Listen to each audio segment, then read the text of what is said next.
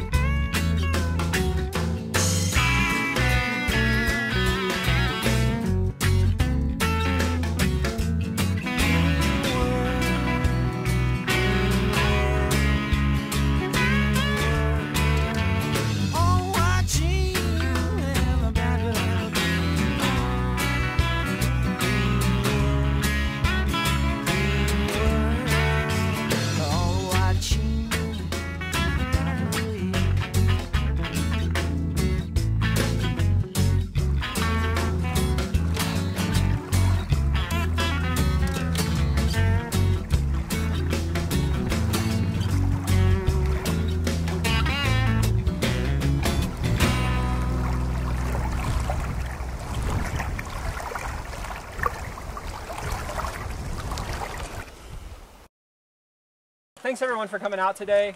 This is our November Barkabout 2011. Today we're going to go up here to the what's called the Wildcat timber sale. This is brought to you by Bark. Bark is a nonprofit that monitors the forests of Mount Hood National Forest. So when timber sales come out like this, we usually go through and read all the documentation. We get folks that come out in what's called ground truth. Basically just come out and check out over these timber sales, see if they have any concerns. If they raise any concerns for us, then we give that information back to the Forest Service, a little back and forth there, if you will. Bark's been around for about a dozen years, and we monitor every proposal that comes through Mount Hood National Forest, and we also do some of the surrounding BLM forests as well. So today we're going to head up the road here. This was the Wildcat timber sale. The Wildcat timber sale came out in 2005. Was when the scoping notice for this sale came out. And this sale is different than most other timber sales in that it's what's called a categorical exclusion. Someone's got their cannon today. Most of the times what we have, the NEPA process, what we have is when a timber sale comes out, it gets a scoping notice. And the scoping notice is usually just a couple pages, like generally we want to do a timber sale in this general vicinity. These are the reasons why. Let us know if you got any concerns with that. And then during a certain period of time, sometimes 6 months, sometimes a year or so, we get an environmental assessment, and that lays out all the more specifics about what is going to happen on the ground, what are the environmental repercussions of it, what's the purpose, what's the needs, and so forth. And then a little further down the road, you get a decision notice, and that's like, okay, this is where we're going to go. This is our next step. When you do a categorical exclusion, you exclude that environmental assessment process. You get the scoping notice, and then the next step is the decision notice. So you don't get as extensive of an environmental analysis. With this project, we got about a 6-page scoping notice. So if I recall right, categorical exclusions on the west side, you can do them if they're under 70 acres in total, and if there's less than half a mile of road building, of temporary road building. You can do a categorical exclusion. So that was what initially brought this sale to Bark's attention, was that it was a categorical exclusion, and we were concerned that because it does kind of take out that environmental assessment process, That was kind of a red flag for us and made us think we want to spend a little bit more time on the ground here. And as we'll see out here, this sail has a lot of snags. I've never seen a sail of this age with so many snags in it. And so that was another issue we had with the Wildcat timber sail. So about 2006, yeah, sorry, go ahead. A snag is a standing dead tree. Yeah, and that's primarily what we're going to be looking at today. So when we get up in there, we'll introduce ourselves to some snags and talk more about why they're important and so forth. Bark basically appealed this timber sale when it came out as a decision notice, and basically after we form an appeal, after the decision notice comes out, we file an appeal, and part of that appeal you can have a resolution meeting. The appeal is the next stage before potentially taking someone to court or having a lawsuit over a sale. But you have an appeal resolution meeting, and this is generally an opportunity for Bark and the Forest Service to get together and go, what's a way that we can try and make everybody happy on this? And so that's where we were at, and we decided not to file a lawsuit on this for if a couple things could happen. And one of them was to monitor all the snags that was up here. And I'll let Paula speak more to that, because she's had some really heroic efforts up here monitoring all the snags. And also Bill went really out of your way to help us. Yeah, I came out one day and we walked around. Yeah. So we feel like this has been a great collaborative project, and there's been a lot of hours sunk into monitoring those snags. So that's kind of what we're going to do today, is see post-logging how many of those snags remain, so we can kind of get an idea of the effect of logging on snags and snag retention, if you will. Is this monitoring typically done at all? So that's kind of what we're here doing today, is out seeing those snags. And that was part of the appeal resolution that we had with the Forest Service, was to come out and see those snags. And then the Forest Service will leave snags within the timber sale. The reason they take them down, if it was from a safety standpoint, from the Sawyer standpoint, they'd bring those down. Other than that, they'd leave them be. Yeah. And so the question is, after that's all done, how much is the snag retention? I think is what you guys were going to monitor. Right. Yeah. So yeah, we're going to head into the unit itself now. I do want to say that this area has all been logged before. So there's a lot of slash, maybe just down logs and stuff all over the ground. So high step it, really watch your step today. There's a lot of debris on the ground. Also, a lot of snags, so standing dead trees. So if you do need to lean on something before you're on your way up, well, actually don't. But always look up before you do. If you are falling or something, I don't know. Anyways, just be extra careful today, because there is a lot of debris on the ground, and we have a lot of standing dead trees that are, open to the elements a little bit more now.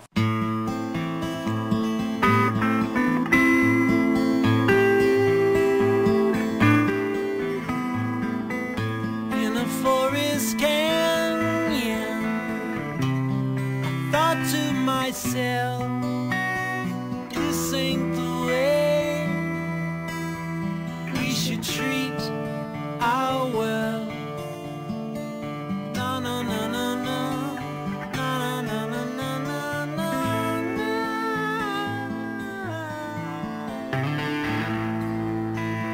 If you guys want to see where we're at on a map, I can show you.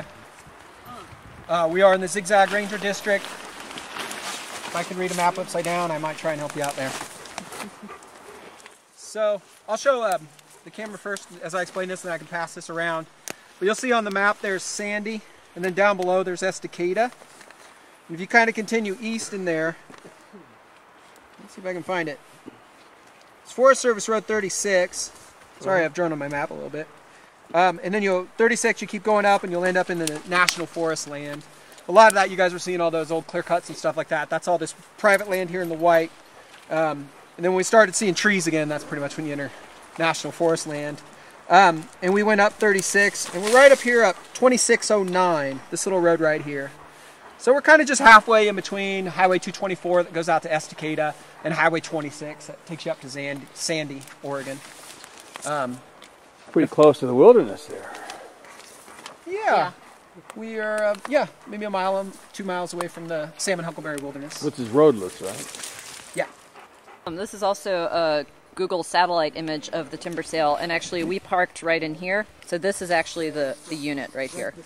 So you can kind of see, you know, the spottiness of the clear cuts in the habitat around this area. There's not that much mature trees left around here. Is this just the one unit that was cut right here? No, this is actually, there were 3 units. Well, actually, there were 3 clumpings of units. I think there were 6 units total. We're in unit 6 right now.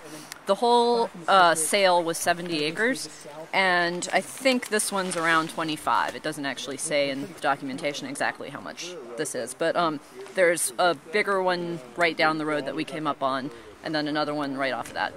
Since we're talking about ecology, and standing next to this amazing, beautiful snag, so, and this is a fine example of an important legacy feature snag. So snags are standing dead trees, and they are extremely important to the ecology of the forest.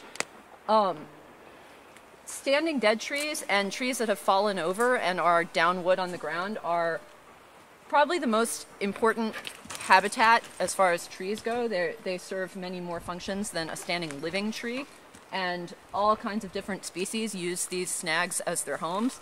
So we've got, I made a little list here, but, you know, bats, spotted owls, pileated woodpeckers, other kinds of woodpeckers, Vos swifts, pine martens, and where's my list?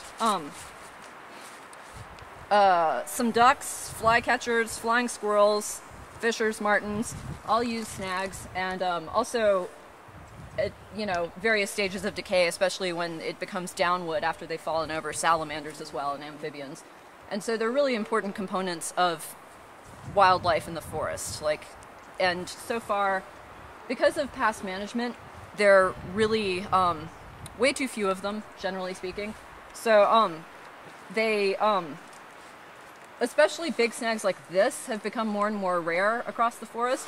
And I've got some studies in my hands here. One's from the USGS and one's from a couple other folks that were cited by the USGS and the Forest Service, talking about snag management and how important snags are to the wildlife habitat. And basically, in one of the USGS report, they say that in forests that have been managed, like by the time there's been about 2 management cycles in a west side Doug fir forest, many of them have lost about 90% of their snags.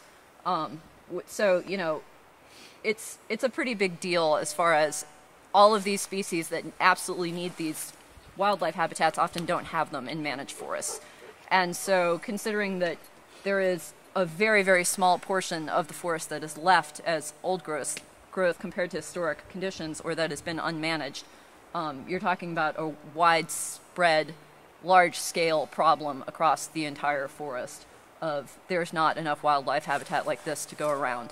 And that's pretty well documented in all the Forest Service documents. In most of the watershed analysis across the forest, there are not enough snags. And you know, in scientific studies back that up. So it's really important that we protect the ones that are here. And also going a little bit more into that, this one's a big, beautiful one, but there's different decay classes, like, you know, they stand for many, many, many years. And so even smaller snags can be used for some wildlife habitat. Different wildlife needs different size and different stages of decay. You know, there's actually like specific definitions of different stages of decay and criteria and stuff like that. And so after they've been staying for a while and they just decay more and more and more and then eventually fall over, different animals utilize them at different points in that cycle. And let's see what else I want to talk about. And so while this one's really big, this is pretty rare. Like, there's actually a couple in this unit, and like Jim was saying earlier, I've not seen very many units at all that have this many snags in them at all. Like, it's just kind of rare that a unit is this low elevation with sort of an even age background and that has been managed repeatedly has this many snags. And that's one of the reasons I think that BARC got interested in monitoring this and trying to make sure that it was, that the retention after they were logging was good, because there are, while there are criteria that actually I was going to ask you about, Bill, it's hard to, it becomes an issue that because of safety reasons when they're doing a logging operation, that they often don't, there's no absolute teeth for protecting with a buffer a snag. So they can't guarantee that any one of these snags in this unit would be standing afterwards. And so it's awesome that this one was left standing, but there's no guarantee whenever they do a logging project that there actually are going to be really even necessarily a single snag left in the project. Though, I mean, that's, you know, obviously there are. But it's hard for a public monitoring group to actually come together and try to say, you know, we're interested in saving this snag, for instance, because there's no legal sort of precedent to make sure that that snag is defined as a key snag and that that snag is buffered or saved. That doesn't, there's not really an exact mechanism for that where that can be guaranteed in any circumstance, to my understanding. The different specialists will look at key areas within a timber sale, and we'll skip, we call them skips and gaps, and we'll leave those areas and stuff as they're identified. So there's areas like that. I mean, it was my understanding that here, I mean, I think you guys did, you know, obviously some of the key snags were saved, but in this particular unit, it was my understanding that that kind of got a little bit, that got lost in the paperwork somewhere. Like the NEPA describes skips and gaps, but then actually when the timber sale was implemented, when we walked through it, there weren't really large skips and gaps, how it's usually defined in variable density thinning. And I thought that that was part of there was a different group of people who proposed the timber sale then, and you know, the Forest Service had a different group of people working in that sale than when it was actually implemented, and so there was sort of an oversight to creating actually large skips and gaps for this sale, that it didn't match the NEPA as well as... The whole analysis area started off much larger. Yeah. And it was a much smaller timber sale by the end of it. And some of that had to do with looking at some key habitat and stuff and just dropping them off that the specialist identified. I know that when Bark got interested in it, I've seen sort of email strings from older Bark members when this sale first came out with the wildlife biologists, and we were concerned about some specific areas, like some of the bigger snags and also some of the cedar groves down below. And so we said, hey, is this going to be a skip? You know, are you going to create a skip here? And there wasn't any real concrete answer. And then when we asked later, you know, well, can we, you know, what were the skips and gaps? Can you tell us about what you did with the variable density thinning? There wasn't, nobody was sure. So that was a little bit, I mean, and you know, it is possible that this was done as a specific skip. They saw this and said, this is important, we really want to skip this. And actually you know, really helped go way out of your way with basically creating a skip with bark in the corner that we'll talk about. And that was wonderful. Like, you know, that was a really valuable thing. But I think that it was my understanding that partly because of the turnover within the Forest Service staffing at the time, that part of the NEPA kind of got a little bit, it was a new technique somewhat to the district and at that time, and it didn't really happen, was my understanding. As a newbie, why would they want to cut a snag like that? Mostly just safety Just strictly issues. safety Yeah. for operators around there. Yeah. And a lot of times they won't even cut those. I mean, they don't want to cut snags, especially snags like this. It can be just as dangerous cutting it as it can just leaving it be and being away from it and stuff.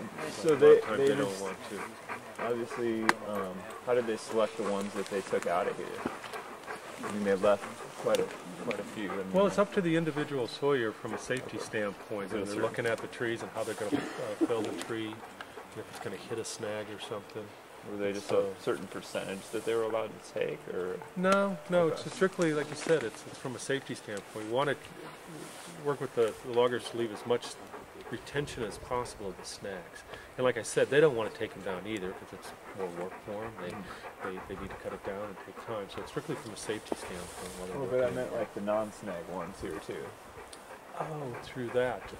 But that was just done through, it was just a thinning process, silvicultural thinning So they process, just kind of and what to select. leave. And so, yeah. It's my understanding that, there's the public document, which is, they have to go through this NEPA analysis where they say, well, for this, I mean, it kind of is a little bit different because it's a categorical exclusion, but still there's a certain amount of public transparency where they say these key structures and features within the forest are going to be protected. This is how we intend to do that.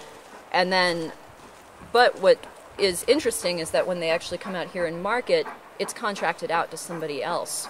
And so how well those things are translated to somebody who is actually going to be cutting down the trees when they're marking them is, potentially, I think, something that needs more monitoring in the future. Yeah, and also, I mean, another thing that BARC would like to see is more concrete buffers around things like this so that it doesn't become a safety issue potentially sometimes. And so, like, in the documentation for this timber sale, it said that, for key snags, the crowns of the living trees next to it to take, I'm not sure if it said they shouldn't be touching, like, if that had legal teeth or not, but it was at least a suggestion. And for many of these, they did. And then, when BARC came out here and discussed it, there wasn't any strict definition about which one was a key snag and which one wasn't. And so some of these larger snags still had trees marked to take right near that, their crowns were actually touching the snag. And so, while it seems like they don't want to leave them, they create potentially safety issues by taking trees that are right near giant snags, where we would like to see, or I would like to see, better buffers in place. In a forest canyon, I watch the eagles, so no place for them to land. Trees are all cut down, trees are all cut down and gone. And if you see me crying, you know that I'm a sad man.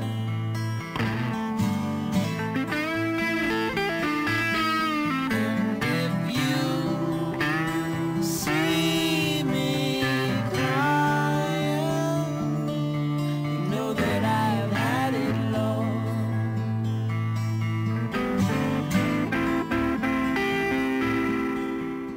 Another really key idea behind managing snags is basically, I think at this point you guys have probably all heard about spotted owls, but this comes into play because one of the ways that they do set out vague general criteria for managing snags and snag densities, like how many snags should be per acre or per 40 acres or whatnot, is that they manage for the biological potential of pileated woodpeckers, basically. And the reason for that is that pileated woodpeckers are a keystone species, and that means that a lot of other species in the forest depend on them. And so they are one of the only animals with a strong enough beak to actually excavate snags. And so they create openings and nests for a huge suite of other animals, including spotted owls.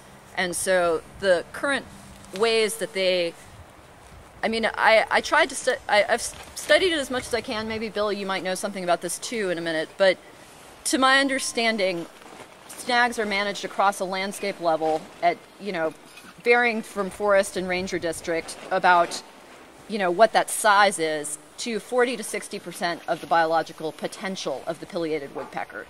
So that means that, in my understanding, it's actually 40 in most of the districts around Mount Hood, but some places across the national forest in Oregon, it looked like 60. So I wasn't sure if it was always 40% of the biological potential here or if it was 60. But that basically means that, they're creating enough habitat for around 40 to 60% of the potential that this animal could be, succeeding and proliferating in this particular place. And that there's actually quite a bit that's based on certain assumptions that have been called into question by many studies, and including the Forest Service studies themselves and the USGS. And so, it's a little bit interesting how that works. And then also that there is, to go towards that snag density. So, you know, they manage for that, and the area that's managed for varies a bit. So it could be like, you know, I was once told by somebody in the BLM that tends to round out to about 2.5 snags per acre, but that varies quite a bit. Like, I had to kind of pull that answer out of him because he didn't want to get stuck to it, because, you know, in some stands they're actually not required to maybe save any snags because there's more down the road, or, you know, maybe it actually in certain key areas averages out to more, that, you know, it's not just this grid-like thing that they manage for. So it's kind of hard to, like, you know, get this is how many should be in an acre. That's not exactly how it works. But basically the upshot of it is that there is controversy whether 40% of that is even enough, or 60% of the biological potential for a pileated woodpecker takes care of the pileated woodpecker's needs actually as much as it says, or even down the road takes care of all these other species that might use it in even different ways. And it also doesn't necessarily take care of different size classes, ages, stages of decay. And it's my understanding, too, that it also counts towards, like, for example, if you have a clear cut and there are snags left in the clear cut, that those snags are still counted towards that snag density, even though there's very little evidence that those are actually used by, say, spotted owls. You know, they don't necessarily use those. But so there's definitely a lot of controversy surrounding how, if the Forest Service is keeping enough snags when they, you know, in their guidelines for how many should be on the forest, basically. Being new to this whole concept, I'm learning a lot here that snags are such an issue, because I would think it would be more work. I'm surprised that they maybe get in the way so often that they need to cut them down, since they're just a safety concern. I don't know, it seems like it would be not an issue that they would be leaving a lot of snags, but it sounds like that's not the case, huh? Part of the reason that they're in such a deficit now is because in the past their management often really didn't pay attention and took them out. And so right now the Forest Service now is faced with mistakes from the past about, oh, whoops, we took out, you know, the majority of the snag habitat that was left in the forest, and certainly everything that was needed for wildlife. Now, I mean, there are still clear cuts and stuff going on in the forest, but like this logging project was trying to move to doing things a little bit better, and hopefully retaining more snags. I mean, you know, I still have an opinion about, like, maybe they should have buffered them better or stuff like that, but I think the idea is now to try to actually preserve more of those. However, there's very little monitoring, and that's why we're out here. To see, you know, the Forest Service also creates snags too. They will actually, like, you know, They did for years when they had the spotted owl work, they were creating snags. Yep, dynamite the top off of trees. I think occasionally infect them with heart rot, which is actually a preferable way, because another really big deal is that the snags that are created from blowing their tops off often don't rot from the inside out in the same way. And so they really, you know, they count towards snag density, but they aren't used by wildlife in the same way. They've done really interesting research on that down in Eugene at one of the Forest Service research stations, actually. There's more biodiversity in the dead stuff than in anything else. Mm-hmm. More living biomass. Yeah, more living biomass. And they also, like, especially the down wood acts like giant sponges for moisture, so it also helps sort of cool some fire intensity stuff on the ground pretty well, or keep it at bay, or even prevent it to some degree.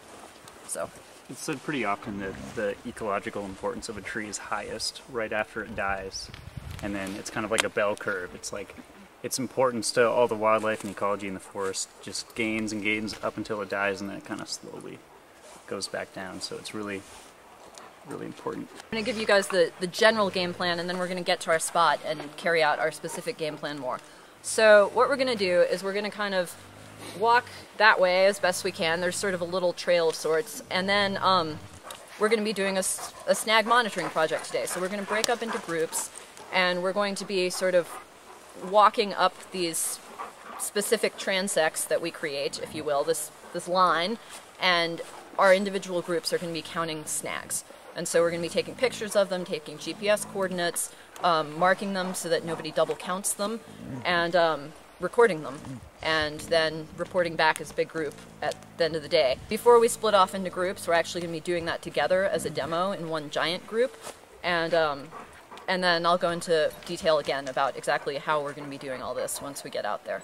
Basically, what Bark had through our research and reading in various studies, and there weren't, to be honest, more studying needs to be done. I didn't see anything definitive about, like, you know, this is absolutely where it starts being important, like snags are used regularly. But basically what we went with was, based on the studies that we did and some other environmental groups, was that we're measuring and counting ones that are at least 10 inches in diameter at breast height and at least 6 feet tall. So that was what we went with. And then also, so that's the only ones you're counting today? Yeah, that's also the only ones we counted over the summer. I should say that over the summer, me and other volunteers went out and counted every snag that was at least 10 inches in diameter and 6 feet tall that we could find. And we took a picture of every one, took a GPS point, posted it on Flickr, and so yeah, you can, and each one has a number too. And so we actually recorded the DBH of each one. Nothing is left untouched these days. Powerful men seek to die, gather with their flitting smiles and make plans. At the breakfast propaganda eating table, they make plans on how to gather all their wealth. It's really oh so seductive, nothing else matters. No, no. I said nothing is left untouched these days. So basically, we're just going to be walking up as a group in sort of a 75-foot little aisle, and coming to every snag that we see, and then we're going to measure its diameter to make sure it's big enough, and if it looks like it's close to 6 feet, then we'll measure it to make sure it's at least 6 feet tall, and then we're going to be taking a GPS point, and we're also going to be assigning it a number, and we're getting a picture with the number assigned to it. And so that way, and then after you've done all that, you take a can of orange spray paint and put a dot of orange at the bottom of it on the north side, so that way we don't accidentally double count anything. And I think that's a pretty good system, making sure nothing's double counted and everything's documented really transparently and clearly, and we can actually like post it online and everybody can see, you know, in the world can see all these different snags that are left in the unit. I guess we're gonna go ahead and get started, and after we do this as a group, we're just gonna do a couple demo ones, and then we're gonna break up into 3 groups. GPS points are great, but really, like, they're kind of more of a guide in this situation because they're not exact. So I thought it would be almost impossible to find that number again, but since I marked all the snags that we found, or that I found in the summer, we kind of know whether or not it's something I marked or something I missed. And so I think Could you mark them both with just a, really like a... I marked it with green spray paint and an X at the bottom. Yeah. And then some of them I did breast height, but unfortunately I only decided to do that part of the way through for ease of sight. But everything that I recorded has an X at the bottom on the north side. And I think I did a pretty thorough job on this side. Now, if you find something that I didn't, that doesn't have an X, that is a snag, then you should record unmarked, you know, previously unmarked. And that way we can compare the count now to the count before without any confusion. This is transect A, and my pen is being funky. So 45.320133? Yeah. Okay. And then 122.071906 west. Okay.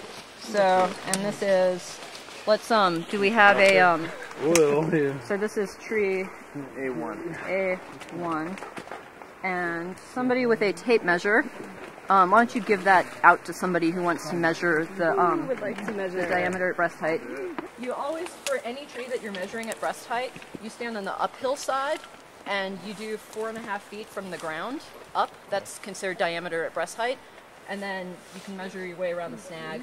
I tried to get kind of close and take the picture and show it up so that you get an idea. Hey, Amy, you want to get like over here? Yeah. And then, or like, you know, so you get kind of the can, like you can see up into the snag. So everyone knows it's over 6 inches or 6 feet when they see the picture online. Yeah. Maybe I'll go ahead and have everybody write, you know, already marked on it just to double check. So who critiques them and says that's not really a snag? Well, nobody, but my thought on all this was that since we are, you know, a public group and it's not a group of like scientists in a really like stringently, you know, peer-reviewed kind of way, I just wanted to make sure that what we find will be taken seriously by the general public and by the Forest Service. And so I really wanted it to be very well documented in every way. And, you know, I think it was actually pretty powerful when I did it the first time because, you know, if I had just come forth and said, I counted almost 100 snags in this unit, it's in my notebook. Right. You know, nobody cares really. But when I post every single picture online and there's pictures of, you know, the beautiful forest, the beautiful huge snags, everything is an individual snag and it's, you know, it seemed a lot more powerful and suddenly I felt like people paid a lot more attention to that. So it's kind of overkill, but I decided in this context it was important. You just mentioned that somebody might go online and critique it, so I was just curious. Well, for example, I mean, it actually, I mean, as a shot-in-the-dark guess, I think that they did a really good job with snag retention in this sale. I can't tell until it's all counted, but like, if it had been the other way and it's, you know, not a very good job, if Bark wanted to say, look, you didn't do a very good job with this, or even you did, you know, it's great that we can monitor it. Either way, I wanted the Forest Service to take us seriously, I guess, as far as, and the public, you know, and potentially for future evidence in other timber sales of you can do this good of a job, or you didn't do this good of a job, either way, you know. So, Well, a lot of us get in a process and sticking to it, too. yeah, totally. 31.5 inches. And then, Matt, do you have a different GPS point for this, or same? No, it's the same. Okay. Hey, that's not from. Wait. So Get up yeah, I think you need to uphill stand. side Hey, and Grady, then Yeah. it should be up 4.5 here. feet Slide down. Yeah. from number first and then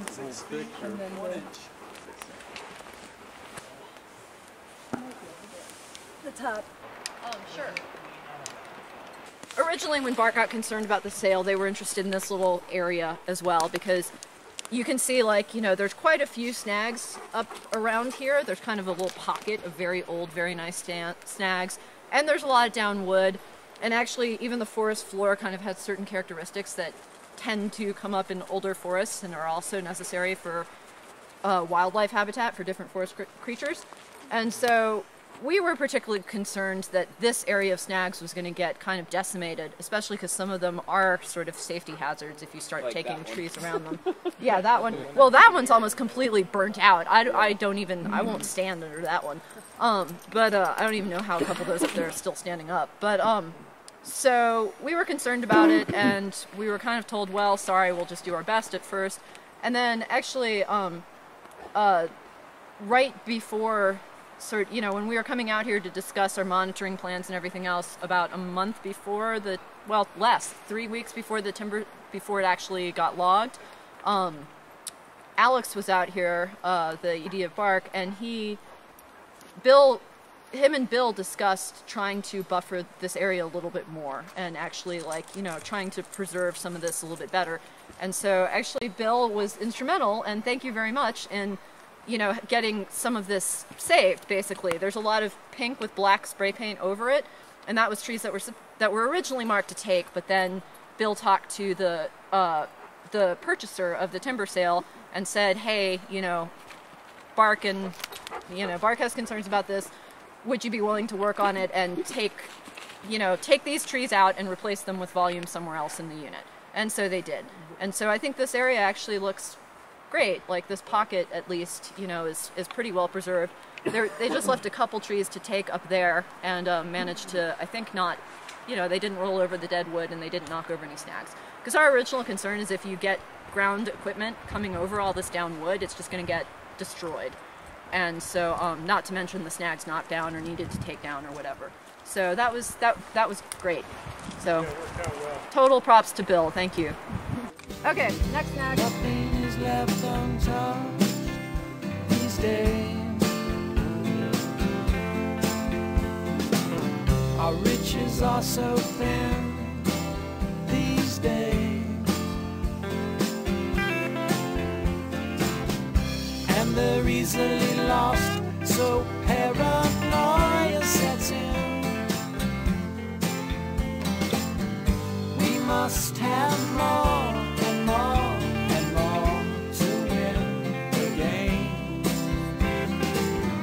We must have more and more and more to win the game.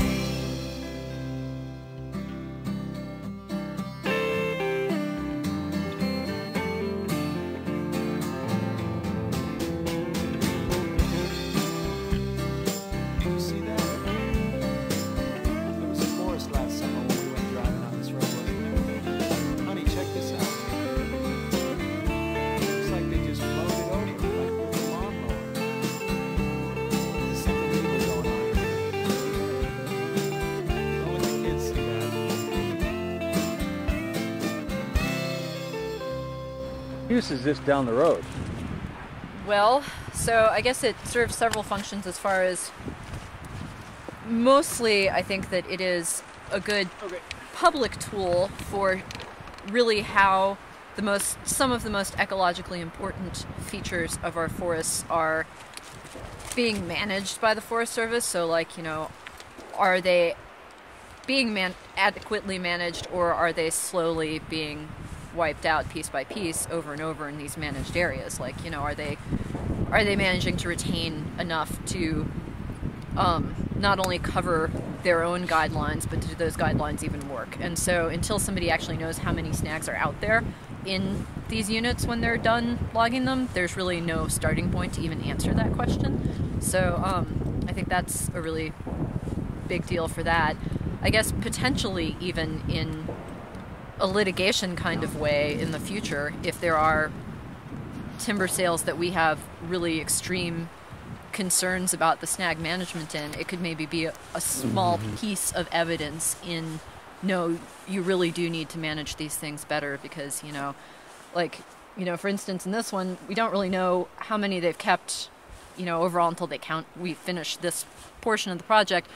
But even now, like, the really big old legacy snags they seem to keep, but the smaller ones that were, you know, over 6 feet but weren't, you know, 60 feet, you know, the ones that were more like between 6 feet and, 15 feet high, often were pretty decimated. And that's an important decay class too. Like that, you know, certain critters need that kind of decay class of snags. So, you know, I still think that eventually, hopefully, this goes towards trying to get them to at least buffer their snags better in the long run, both publicly and maybe legally.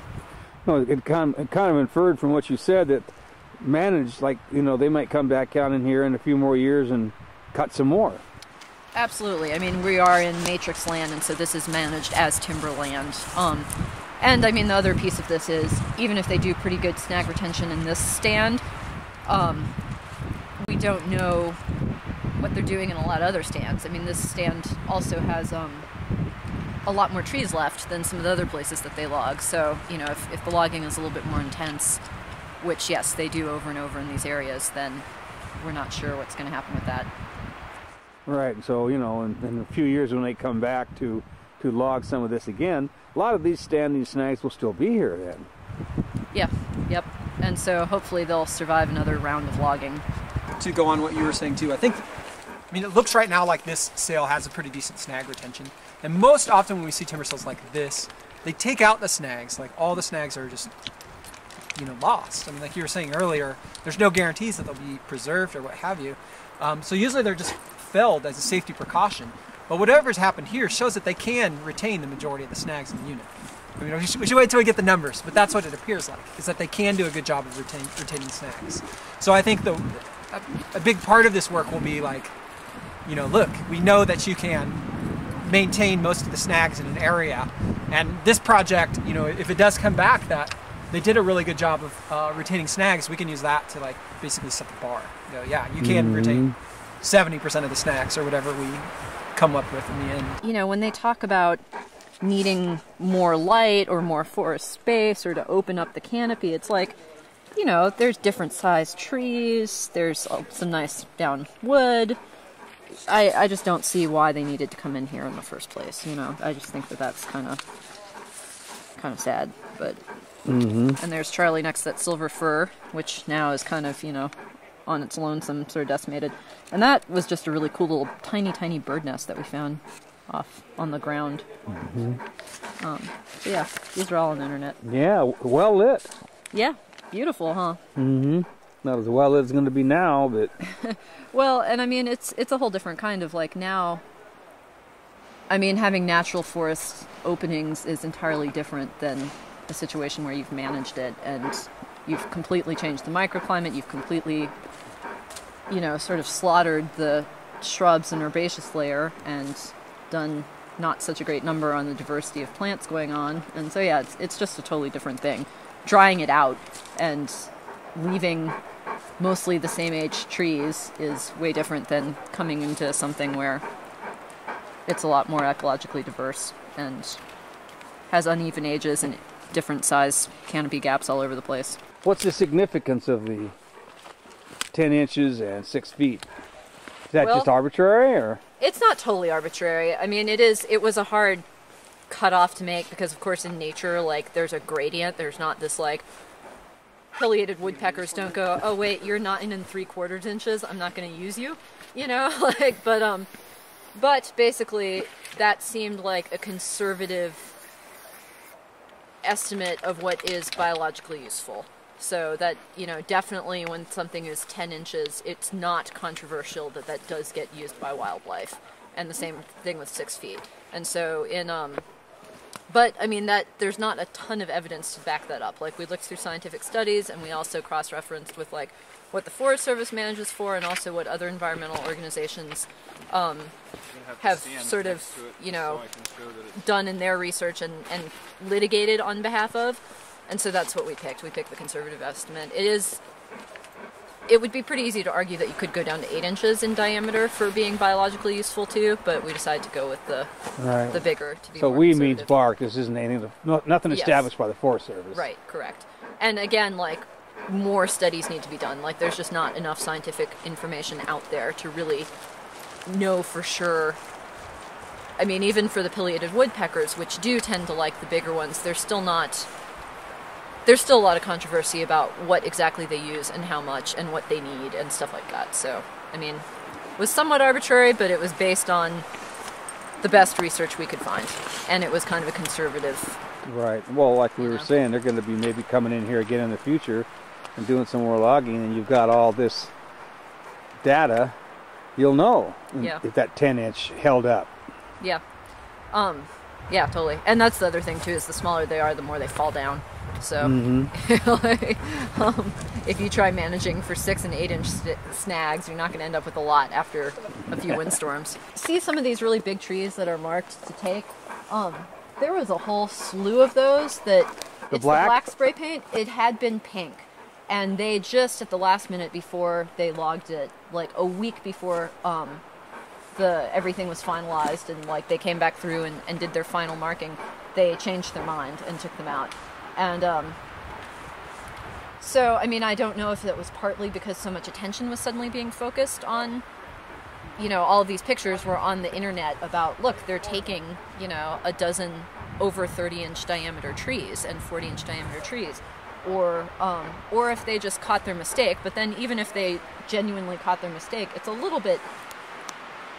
It's like, well, what if they hadn't? Like, where's the monitoring? Like, you know, did the Forest Service, when I asked, didn't know anything about it. So it's like, did they catch themselves? You know, and just...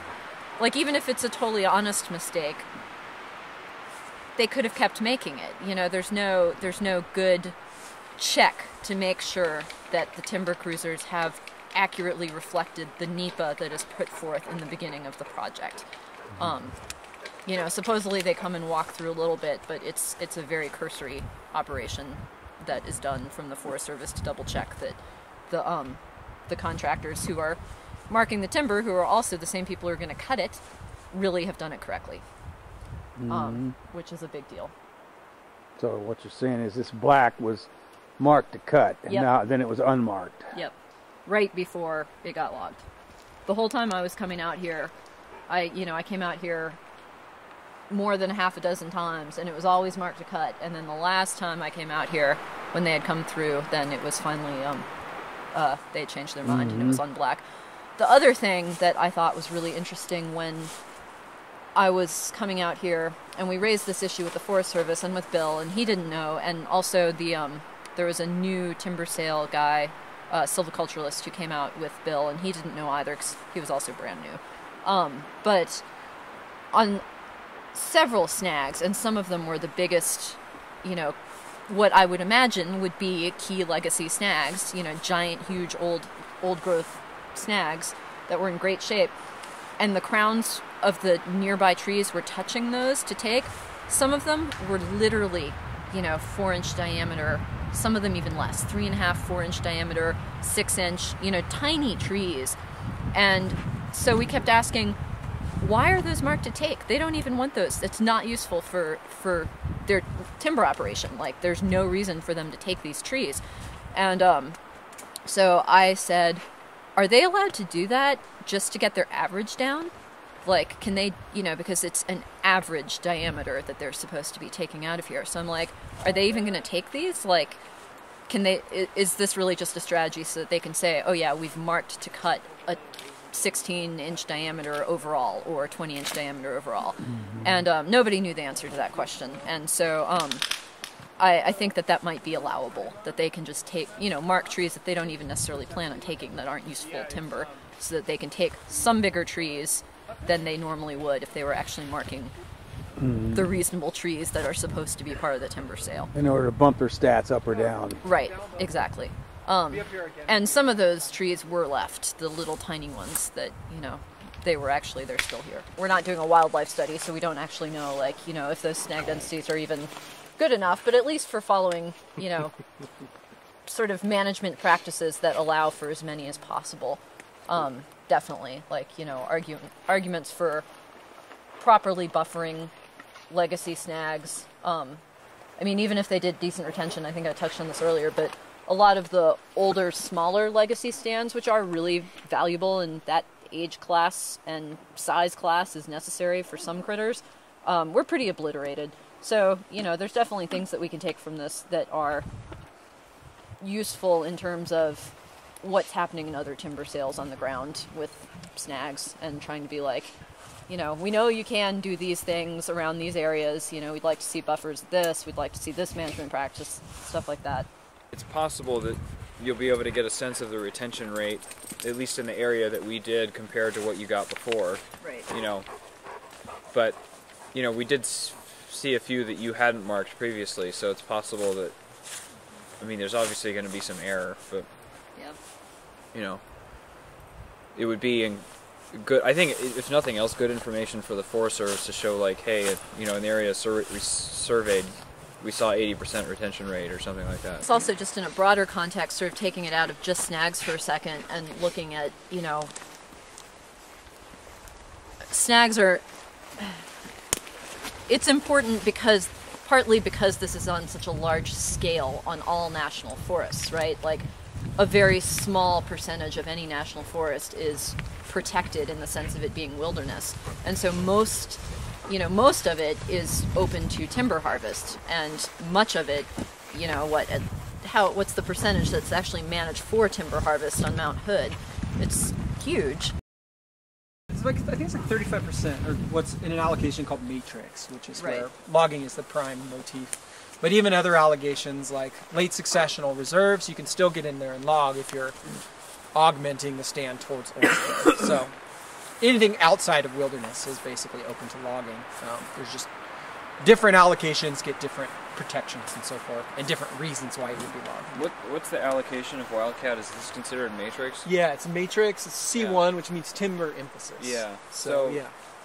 And sort of the take-home point with that is that, like, in this sale, you know, this sale actually leaves more trees than any other timber sale I think I've ever stood in.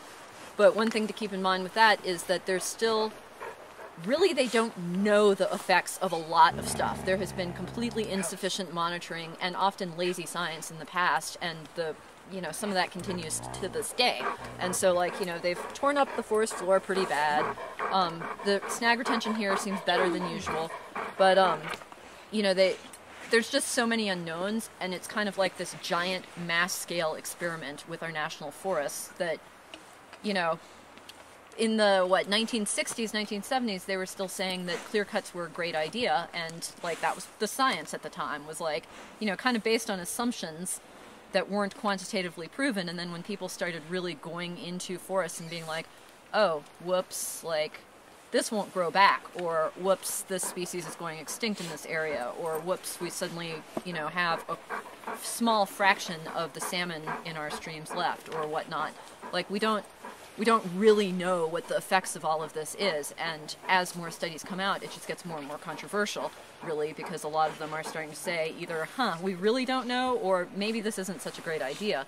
And so to me, like, even though this is definitely a much better step in the right direction than a clear cut, it's still kind of this vast experiment with this huge public land that, you know, might not turn out so well, or who knows. So, yeah. And I think another layer to that is that there really is not a major need for wood products right now.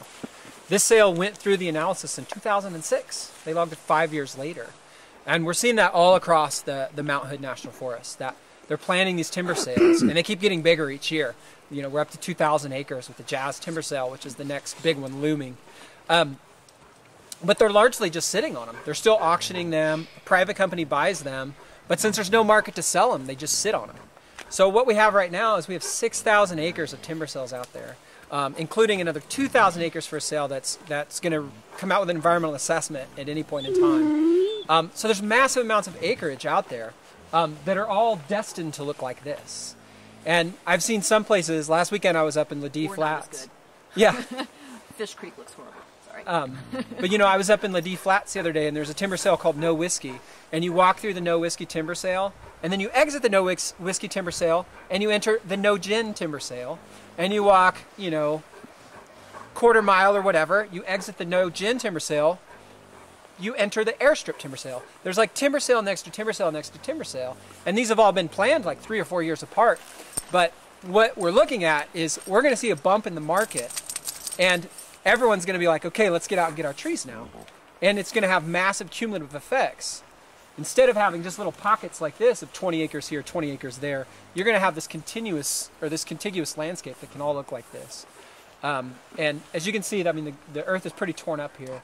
And a lot of that is going to get dumped down right into these roads. These roads act as streams, and it's going to carry that right down into the Sandy River ultimately. So, yeah, and this is kind of a microcosm of what's going on in Mount Hood, but there's a lot of activity like this going on. And that's kind of why the bark has a problem with commercial logging. When you add that commercial incentive in there, it changes the dynamics.